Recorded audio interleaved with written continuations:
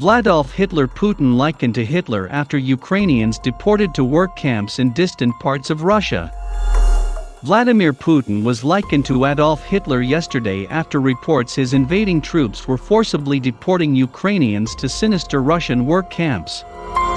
Up to 5,000 residents were bundled away from the besieged city of Mariupol, with many taken to Taganrog in southwestern Russia to support Putin's deranged claim he was liberating Ukraine.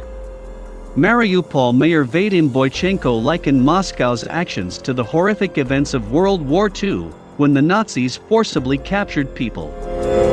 Pavlo Kirilenko, the head of the Donetsk Regional Administration, said, "The occupiers are sending the residents of Mariupol to filtration camps, checking their phones and seizing their Ukrainian documents."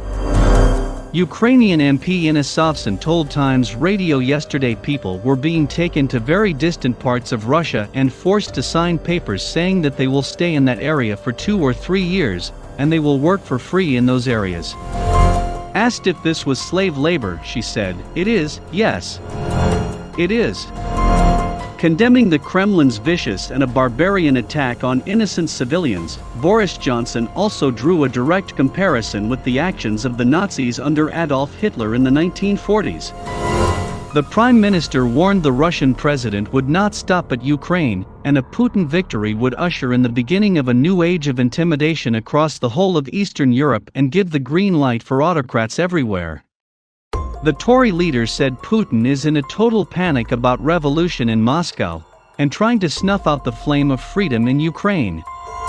He added, "If Putin succeeds in crushing Ukraine, it will be the green light for autocrats everywhere in the Middle East, in the Far East.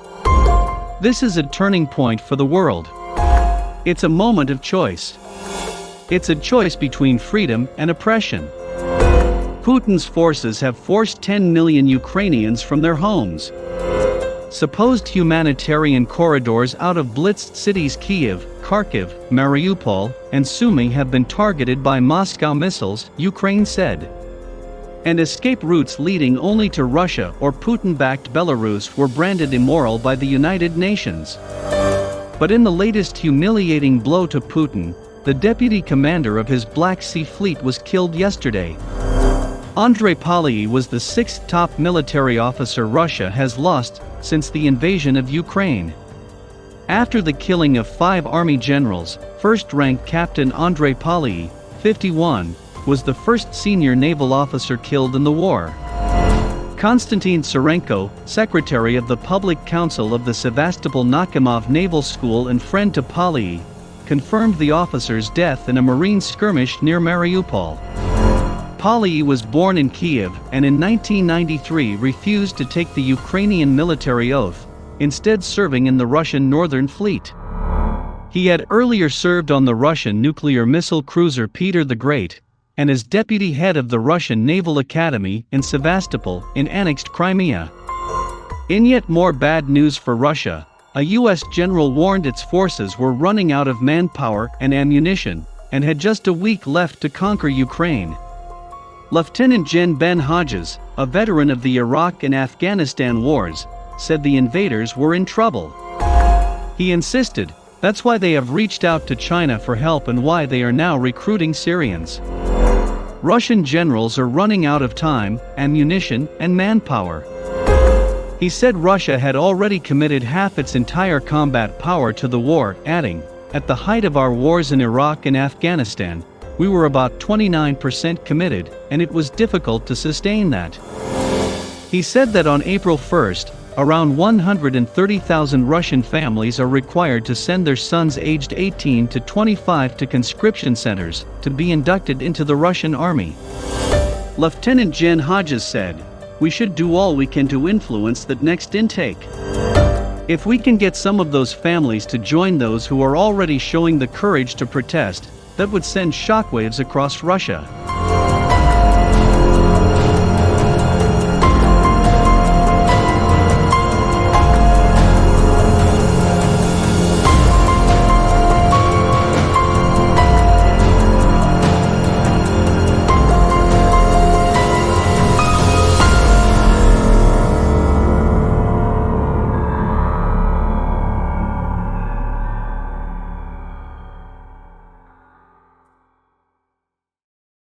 President Zelensky, welcome to the show. Вітаю. Greetings to you all. Thank you very much for the opportunity to speak with you. President Biden has called Vladimir Putin a war criminal. And yet, you have called for negotiations with him. Will it be hard, will it be painful for you to have to sit down with Putin were he to agree and negotiate with him? Я готовий до перемовин. I am ready for negotiations with him. I was ready over the last 2 years. And I think that without negotiations, we cannot end this war. I think that all the people who think that this dialogue is shallow and that it is not going to resolve anything, they just don't understand that this is very valuable. If there is just 1% chance for us to stop this war, I think that we need to take this chance. We need to do that. I can tell you about the result of these negotiations. In any case, we're losing people on a daily basis, innocent people on the ground. Russian forces have come to exterminate us, to kill us. And we have demonstrated the dignity of our people and our army, that we are able to deal a powerful blow. We are able to strike back. But unfortunately, our dignity is not going to preserve the lives. So I think that we have to use any format, any chance in order to have a possibility of negotiating, the possibility of talking to Putin. But if these attempts fail, that would mean that this is a third world war. You know the Russian demands. They want you to recognize that Crimea is part of Russia, that the two republics in the Donbass are independent republics. They want a guarantee, perhaps in the Ukrainian constitution, that Ukraine will never be a member of NATO. Are you willing to make those compromises? There are compromises for which we cannot be ready as an independent state. Any compromises related to our territorial integrity and our sovereignty, and the Ukrainian people have spoken about it. They have not greeted Russian soldiers with a bunch of flowers. They have greeted them with bravery. They have greeted them with weapons in their hands. So forcibly, you cannot make yourself a friend. You cannot curry favor with the citizens of another country forcibly. You cannot just make a president of another country to recognize anything by the use of force. So everything that they are doing is not just about politics. It's about reality. They have made their way to Kherson region, but people are feeling hatred towards them, animosity, and people will continue to kill Russians because Russians have killed their children. You cannot reverse this situation anymore. So you cannot just demand from Ukraine to recognize some territories as independent republics. These compromises are simply wrong. I cannot recognize, firstly, as a president, secondly, as a citizen, and thirdly, you cannot force people to love the enemy. That's impossible. What you can do is to make a pause and just decide on how we are going to live further on. What has to be done in order to put an end to the war, to prevent further wars, and how to find an approach to these territories which are temporarily occupied. This is a very difficult matter because part of these territories were occupied 8 years ago. And during entire period of 8 years, they have been brainwashing people and children on whom they are. They've been telling them that they have preserved their lives. They have been telling lies that Ukrainians are fascists. They have been filling their heads with lies for many years.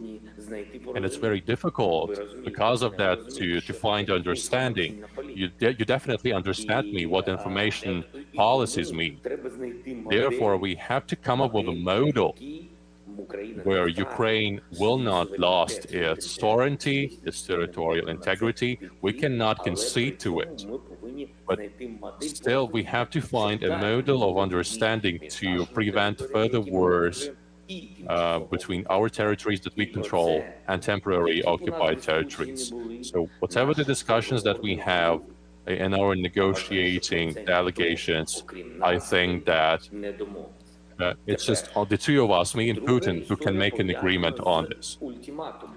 The second story is related to ultimatums that cannot be there, emanating from one country to another country. I mean, in general, and concretely in terms of Russia's ultimatums to Ukraine.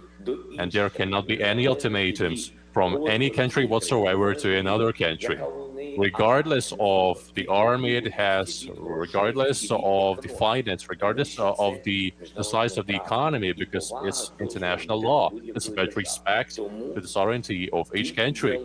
Therefore, dialogue is the only way out. It is through dialogue that we have to resolve the matter of security guarantees for Ukraine. We do not want to give any country a possibility to attack us. Today it's the Russian Federation. Hopefully, any other country will not be willing to attack Ukraine's independence. But still, you can see that Belarus launched rockets against Ukraine at the very beginning. Therefore, that's a matter on the table right now. Therefore, NATO could be a source of guarantees for Ukraine, but we are not accepted as a member of NATO. So Ukraine has to seek for other security guarantees from individual countries that could be NATO members. And that is what we are proposing.